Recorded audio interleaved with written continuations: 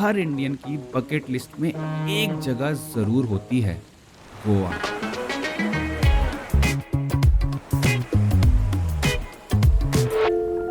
पर यहाँ की पार्टीज और नाइट लाइफ से दूर छुपा है गोवा का एक ऐसा सीक्रेट साइड जिससे ज़्यादातर लोग आज भी अनजान हैं। साल 2020 में फैमिली ट्रिप के दौरान मुझे रियलाइज़ हुआ कि गोवा सिर्फ अपनी टूरिस्ट इमेज तक ही सीमित नहीं, बल्कि यहाँ खूबसूरत लैंडस्केप्स, अनोखी परंपराएं और खासकर लोकल्स में जीवन जीने का एक अलग ही अंदाज है, जिसे यहाँ सुशेगात कहा जाता है। ये सुशेगात बोला तो कंफर्टेबल, आराम से। भागा दौड़ी नहीं। हाँ, भागा दौड़ी नहीं। पर एक सवाल मेरे साथ रह गया, आखिर सुशेगात वे ऑफ लाइफ को जीना होता कैसा है? और इसी सवाल का जवाब ढूंढने मैं वापस गोवा आया हूँ, पर इस बार टूरिस्ट बनकर नहीं, बल्कि सुशेगात वे ऑफ लाइफ को समझने और एक्सपीरियंस करने। एक ऐसी जिंदगी जो शहरों की भाग दौड़ भरी लाइफ से काफी दूर बसती है। तो दोस्तों, इस अमेजिंग जर्नी पर हम गोवा में छुपे खूबसूरत हिस्सों को एक्सप्लोर करेंगे। यहाँ के पीसफुल बैकवाटर्स, जहाँ समय मानो थम सा जाता है।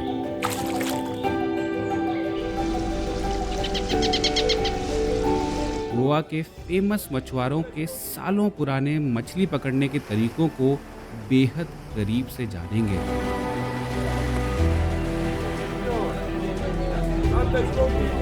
और इस खूबसूरत सफ़र की शुरुआत हम करेंगे एक ऐसी जगह से जो मेरे दिल के सबसे करीब है, गोवा में मेरी फेवरेट जगह।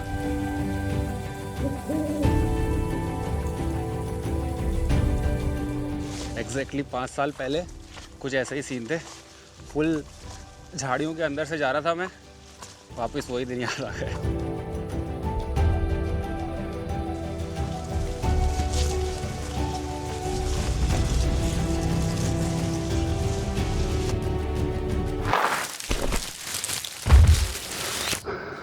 तो दोस्तों, जैसे तैसे गिरते पड़ते गोवा में मैं मेरी फेवरेट जगह पहुंच ही गया। इस जगह का नाम है काकोलम बीच।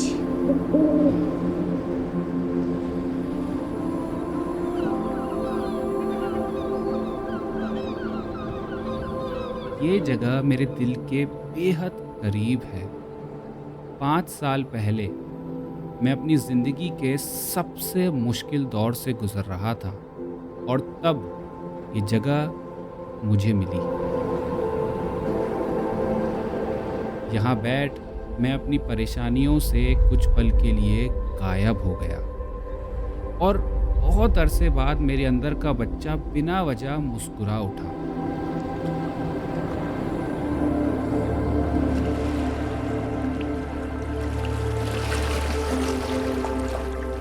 जब खामोश समुद्र में सूरज धीरे धीरे डूबता है तो उसकी रोशनी हर चीज़ को थोड़ा सा नरम कर देती है, शायद दिल पर लगी पुरानी चोटों को भी।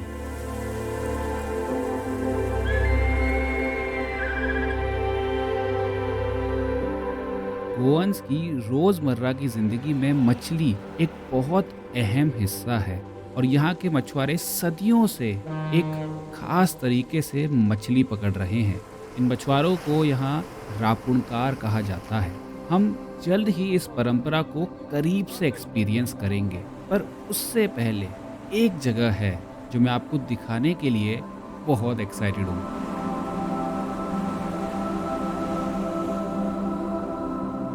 मैं काबो दे राम आया हूँ इसलिए क्योंकि मैं अभी पीछे बीच पे बैठ के एक लोकल से बात कर रहा था, तो उन्होंने बताया कि अगर आप काबो दे रामा जा रहे हो तो वहाँ पे एक सी केव है जो बहुत कम लोग जानते हैं, क्योंकि थोड़ा ट्रैक करना पड़ता है। ट्रैक तो मैंने कर लिया है आधा, अब आधा और करना है। और उन्होंने बताया कि वहाँ जाके आराम से बैठना और सनसेट देख के ज़रूर आना।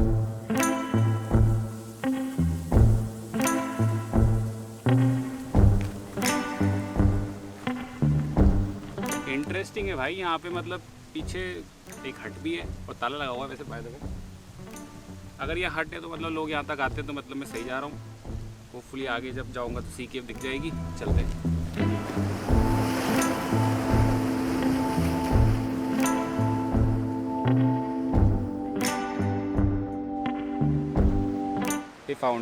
We found it, the sea cave.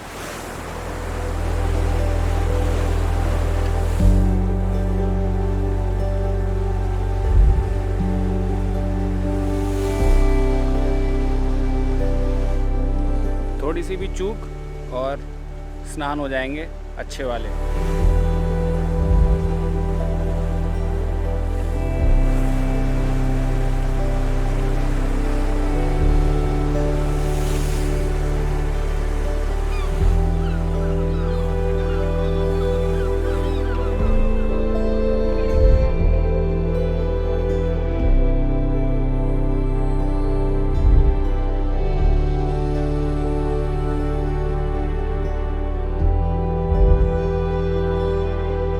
कुछ दिन लगे, काफी बीचेस घूमे।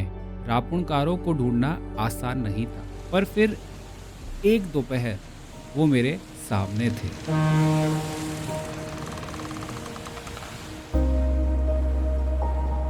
तो दोस्तों, मछली पकड़ने का ये सिलसिला शुरू होता है जब रापुणकार अपनी नाव को लहरों के खिलाफ धकेलते हैं, क्योंकि समुद्र उनका साथी बनने से पहले इम्तिहान लेता है।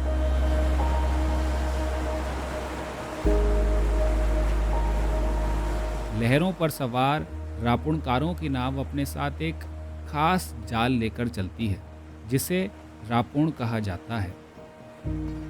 इस प्रोसेस की शुरुआत होती है रापुण को धीरे धीरे समुद्र में छोड़ते हुए,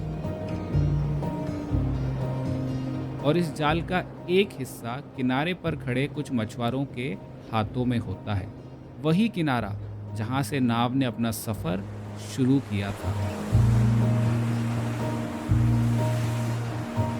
और फिर सेमी सर्कल में रापुण को बिछाती हुई रापुणकारों की नाव समुद्र के सीने पर अपनी लकीर खींचती चली जाती है। और अगर इस पूरे मंजर को चिड़िया की नज़र से देखा जाए तो ये कुछ ऐसा दिखता है।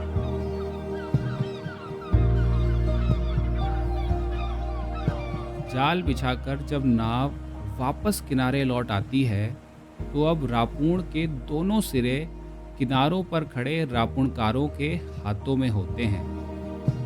और कुछ इंतजार के बाद एक इशारा आता है।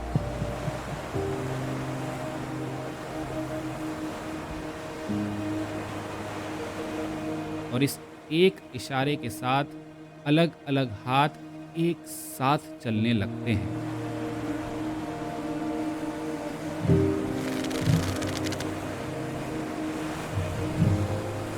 किनारे पर खड़े हाथ एक ही रिदम में रापुण को धीरे धीरे अपनी ओर खींचते हैं।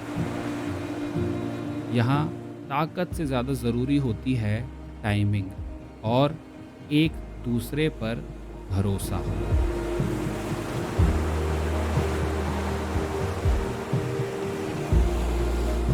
जाल जैसे जैसे पास आता है, समुद्र अपना राज खोलने लगता है और नज़र आती हैं चमकती हुई मछलियाँ।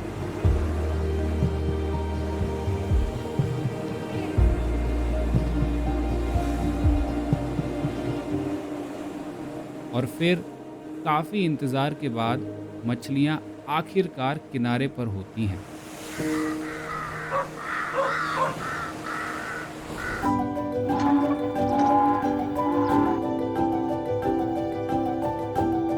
तो दोस्तों, मैं इस फेरी बोट से एक आइलैंड की तरफ जा रहा हूँ, एक ऐसे एक्सपीरियंस के लिए जो ऑनेस्टली मेरे प्लान का हिस्सा कभी था ही नहीं। गोवा में फेरीज को लाइफलाइन कहा जाता है,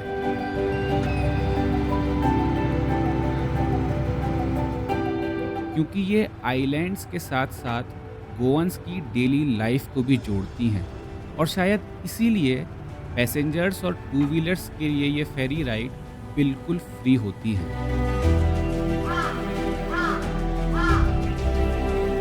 सो दोस्तों, गोवा ये मेरा तीसरी बार है और मुझे रिसेंटली इसी ट्रिप पर पता चला कि गोवा में भी मैंग्रोव्स फॉरेस्ट हैं और मैंने इन पर्सन मैंग्रोव्स फॉरेस्ट आज तक नहीं देखे। तो नेचर की इसी खूबसूरती को एक्सपीरियंस करने में गोवा के 17 आइलैंड्स में से एक दीवार आइलैंड पर आया हूँ।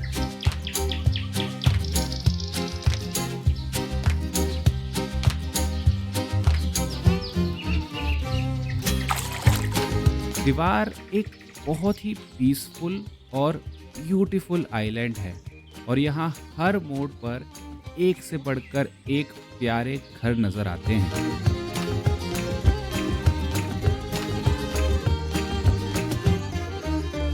और मेरे पीछे जो आप देख रहे हो वो है मांडोवी रिवर और गोवा की इसी रिवर में यहाँ के मैंग्रोव्स फॉरेस्ट पाए जाते हैं। और अगर हम लकी हुए तो सफारी के दौरान हमें सन बेदिंग करते हुए क्रोकोडाइल्स भी नज़र आ सकते हैं। So let's hope for the best and I hope and I pray कि एक मगरमच्छ तो देखने को मिल जाए। चलो।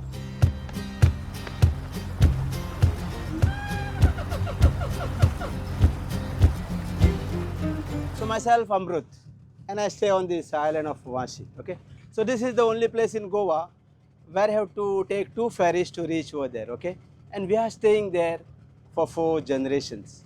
So 2032, my family will complete a century on this island. Okay, yeah. So right now we are sailing in the river Mandovi. Okay, in a boat called Yadon Ki Kashti.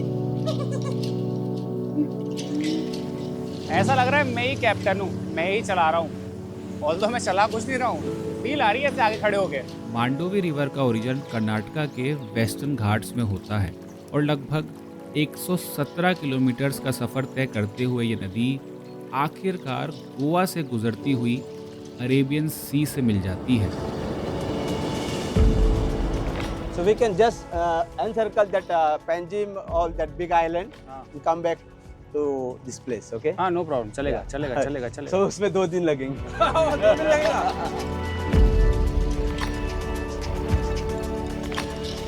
So now this is a mixture of 2 waters, having fresh water source from Karnataka side and the salty water backup from Arabian Sea, okay? So it's a brackish waters. So that's why I see lots of mangroves growing around this place. So there are about 16 species of mangroves in Goa. This is a crocodile is there, small crocodile. तो अभी हमने crocodile देखा और मैं अपना lens change कर रहा था, जूम लेंस, ताकि उसको अच्छे से शॉट ले पाऊँ, और वो डुबकी मार गया। और सर कितना 3 साल का, हाँ, और अराउंड 1.5 to 2 meters, 1.5 मीटर, या 1.5 मीटर लॉन्ग था। ऐसा कहा जाता है कि एक सुल्तान ने अपने किले की हिफाजत के लिए यहाँ मगरमच्छ छोड़े थे और तब से यहाँ मगरमच्छ मौजूद है।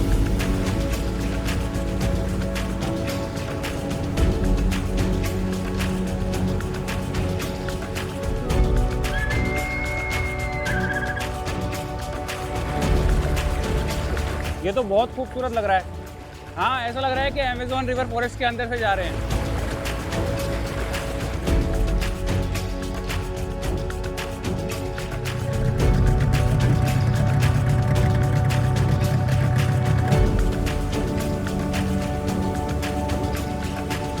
जितना मैंने पढ़ा है बचपन में, सबसे पहला तो ये जो स्ट्रॉन्ग फ्लडेड वाटर अगर आएगा रिवर में तो उसको लैंड तक पहुंचने नहीं देता, राइट? हाँ हाँ, फ्लड्स को प्रिवेंट करता है। यस। ठीक है। सेकंड, आपने बोला कि जो सॉल्टी वाटर होता है उसको फ्रेश, मतलब स्वीट वाटर बनाता है। So the roots of this, some of the mangroves, okay? These mangroves, they convert, means they absorb carbon dioxide and give out oxygen. So this species of mangroves, these trees with many roots you see, these are Asian mangroves, okay? So beneath these roots, it's a breeding ground for fishes. And it's also a hiding place for them. So when the big fishes come to attack them, they just hide inside these roots to save themselves, okay?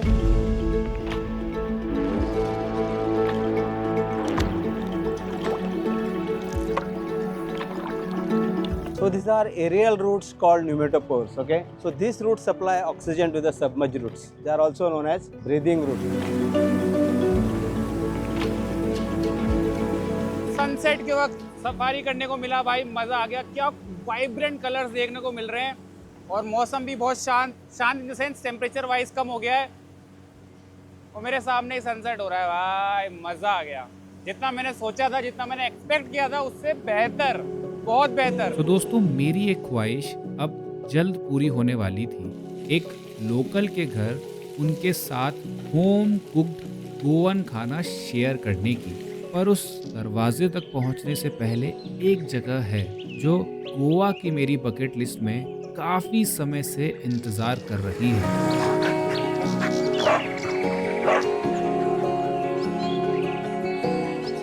शायद गोवा का सबसे कम commercial, सबसे peaceful और इसे गोवा का cleanest बीच माना जाता है। और ये बीच विंटर्स में और भी ज़्यादा खास बन जाता है जब ऑलिव रिडली टर्टल्स यहाँ आते हैं और अपने एग्स देते हैं। कर्नाटका से जब आप गोवा में एंटर करते हो तो सबसे पहला बीच जो आपका स्वागत करता है वो है ये गालजी बागा।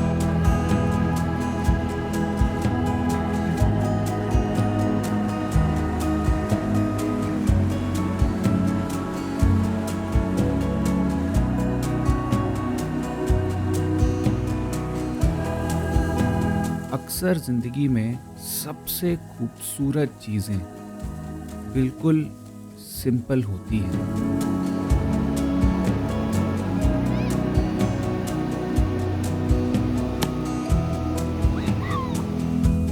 और सूरज ढलने के बाद जो रंग आसमान पर उतरे, महसूस हुआ जैसे मैं कुदरत के रंगों से भरी पेंटिंग के बीच खड़ा हूँ।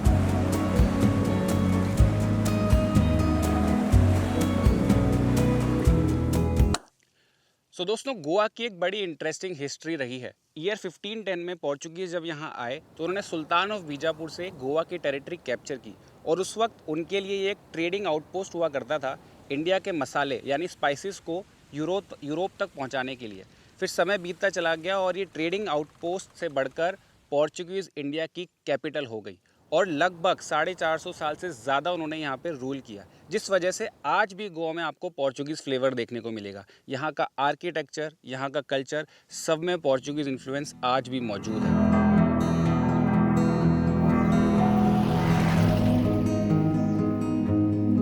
ईयर 1961 आया जो कि बहुत इंपॉर्टेंट ईयर है।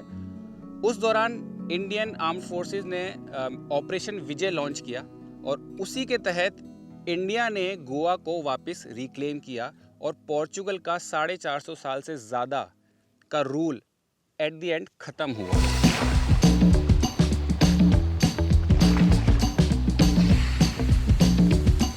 अब समय था एक यमी गोवन मील को टेस्ट करने का और उसके लिए मैं आया हूँ गोवा के बिगेस्ट आइलैंड शोराव और यहाँ मुझे कुछ क्यूट फरी फ्रेंड्स भी मिले।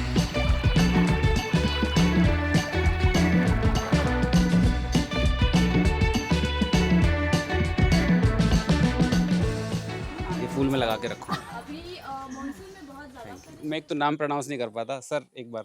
मच्छिंद्र कौशनकर। मेरे साथ साथ एक और ग्रुप है जो सर के गेस्ट हैं आज। तो लंच से पहले काका ने हमारे लिए एक interesting food exchange activity plan की है। इसमें हम सब मिलकर एक ट्रेडिशनल गोवन डिश बनाएंगे और साथ ही जो मेहमान हैं वो अपनी जगह की एक लोकल डिश सबके लिए बनाएंगे। इसलिए हम दोनों लोग मिलकर इधर आइटम बनाते हैं और एक्सचेंज करते हैं।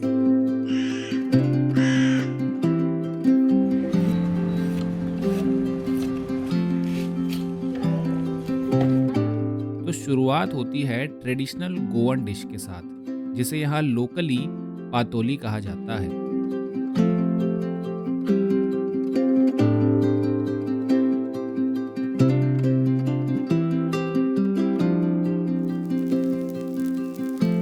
और जब तक पातोली धीरे धीरे पक रही होती है, हिमाचल से आए मेहमान अपनी लोकल डिश गोभी का पलदा बनाना शुरू कर देते हैं।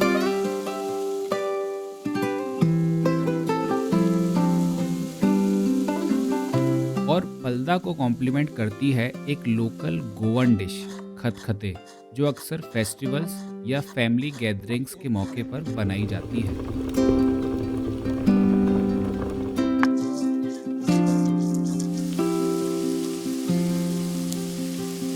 हाँ, एक पोर्चुगीज जब शराव उन्होंने कॉन्कर किया, वो सेकंड कॉन्क्वेस्ट था उसका। ये आइलैंड में उन्होंने कैजू लाया। ये कोकोनट है उनका है। कोकोनट भी उनका है? हाँ, ये मसाला जो है, black pepper is a king of masala, as you know. Black pepper यहाँ 40 टन्स होता था, यहाँ से वो यूरोपियन मार्केट में जाते थे। तो ये क्या करते थे कि यहाँ का जो मसाला है वो ब्लैक गोल्ड बोल के बिकते थे। ये जो है ये हल्दी का पत्ता है, उसके अंदर इसको रैप किया गया था।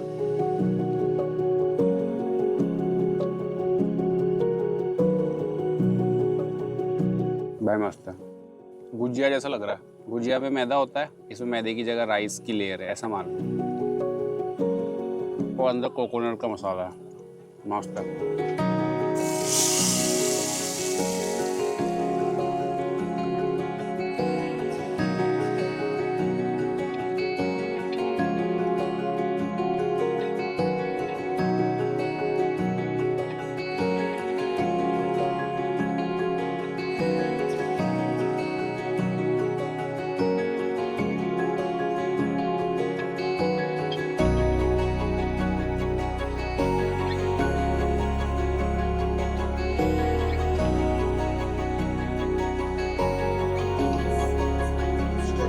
मस्त है। अमाडो सबसे मस्त लगा मुझे अभी तक। हाँ, मुझे सबसे मस्त लगा अमाडो।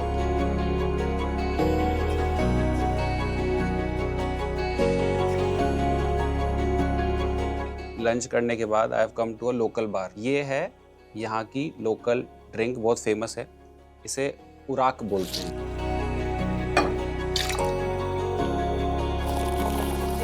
यहाँ की लोकल अल्कोहल मान लो माइल्ड अल्कोहल। लोकली यहाँ पे क्या होता है, काजू उगता है, तो काजू फ्रूट के दो हिस्से होते हैं, जो नट काजू हम खाते हैं वो, और एक काजू नट के ऊपर एप्पल होता है काजू का छोटा सा। तो ये लोग क्या करते हैं, वो जो काजू एप्पल होता है उसको स्क्वीज करते हैं। स्क्वीज करने के बाद जूस निकला, उस जूस को 6-7 दिन फर्मेंट होने के लिए छोड़ देते हैं। फिर उसके बाद उसको एक बार डिस्टिल करते हैं। डिस्टिल करने के बाद जो सब्सटेंस निकलता है वो होता है उराक। Urrak is like 10-12% alcohol concentration होता है उसमें। उसी को उराक को अगर सेकेंड टाइम डिस्टिल करेंगे, that will be 35-40% alcohol concentration, that is kaju feni, जो आप जानते भी होंगे। So that will be total 60 ml। हाँ, to be very honest with you, मैं अल्कोहल कंज्यूम नहीं करता हूँ, बट मैंने ये डिसाइड किया है कि यार जब मैं किसी जगह पे जाता हूँ तो ये लोकल ड्रिंक्स भी उस एक्सपीरियंस का एक हिस्सा है। तो अब से मैं टेस्ट के लिए वो कंज्यूम करूँगा, सो दैट मुझे भी पता चले कि यार वहाँ का टेस्ट कैसा था। ग्रीन चिली का भी टेस्ट आ रहा है, इधर लिप्स पे जल रहा है।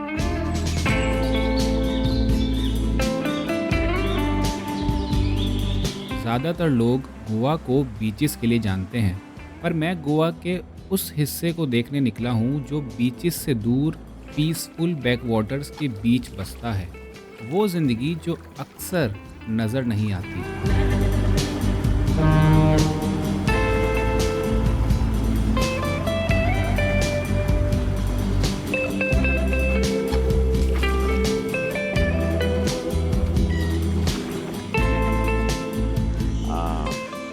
इधर बैठ। ठीक है जी, मैं बैठ गया। Confident? हाँ, मैं बैठ गया। अभी मेरा उम्र है 63 में चल रहा है। मगर देख के लगता नहीं है कि आप 63 हो। वो अलग बात है, वो तो खाना पीना है ना। आप इतने साल बचपन से गोवा में रहे ना, आपको एक सबसे अच्छी बात गोवा की क्या लगती है? गोवा में कोई प्रॉब्लम नहीं है, कोई तूफान या कुछ ये कुछ होने का है ना, अर्थक्वेक, ऐसा कुछ ज़्यादा से गोवा में आता नहीं।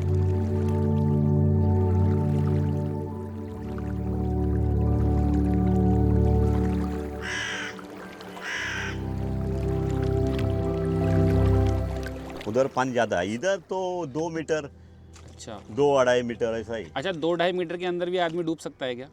डुआ। और दूसरा बात क्या है ना, इधर एक बात कैसा करंट पड़ता है ना, ठीक है। तो you can not cross this शोर टू दिस शोर। अच्छा, अगर तू क्रॉस करने के गया तो इधर जाने का है तो उधर लगेगा। यस यस यस, वो physics. The person will make the confusion no. हाँ। शार्क भी आता है इधर कभी कभी, शार्क इतना बड़ा हम लोगों को बहुत मिला। कहा जाता है कि साल रिवर के बैकवाटर्स गोवा के सबसे सीनिक बैकवाटर्स हैं। रिवर साल का ओरिजिन गोवा के बर्ना विलेज से होता है और लगभग 40 किलोमीटर का सफ़र तय करने के बाद ये नदी बेतुल में अरेबियन सी से जा मिलती है। ये सारे घर फिशरमैन के ही हैं, हाँ ये सर साढ़े सोचा सारे फिशरमैन के। दिस और इज आप बिलोंग्स टू लोग आवर अपने घर के फिशर। पीछे से ही बोट निकाल के नदी में चले जाते हैं हाँ। और यहीं फिशिंग कर लेते हैं। हाँ एग्जैक्टली। ऐसे एक तरह से जो गाड़ी होती है ना, गाड़ी पार्क करते हैं लोग अपने घर पे, हाँ। वैसे आपकी बोट पार्क करते हो और पीछे से निकल जाते हो।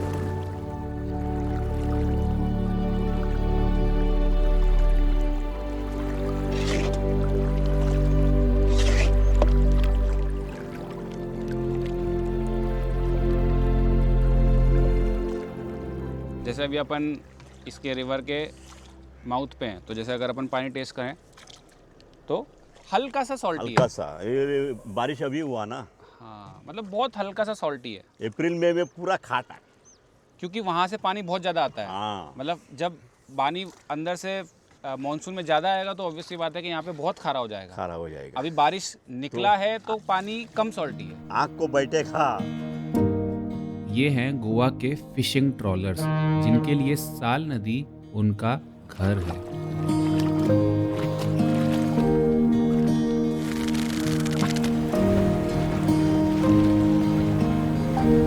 बेतुल वो जगह है जहां साल नदी अरेबियन सी से मिलती है और इसी रास्ते से गोवा के फिशिंग ट्रॉलर्स मछली पकड़ने समुद्र की तरफ निकलते हैं।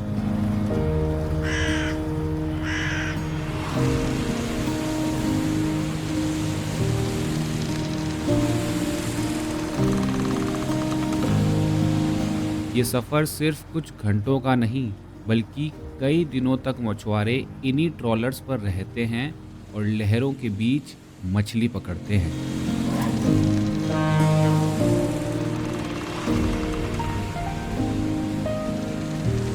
दोस्तों, गोवा में एक स्पेशल जगह है,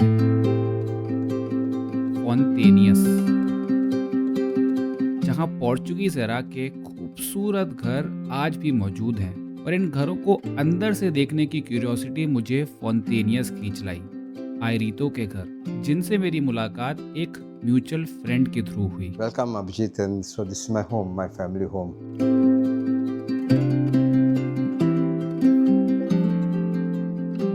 Yeah, so this house is 188 years old. The community here is such that people move from generation to generation. Everyone knows each other. People speak Portuguese. It's a very familiar community. We still have gun holes which are used for defense of the house. There were local bandits because this was the only house with unobstructed view. There was nothing else around at that time. Here, visitors prefer to sit more in the veranda, which we have got. It's a place where we usually sit down in the evenings and maybe have your morning breakfast, or evening drink. This was the chamber pot, the urinal, which was kept under the bed. They had only one bathroom. We had to open a door, second door, for security reasons. So it was like your bedpan, your potty kind of thing. हाँ, तो नीचे bed से निकाला और वही P किया।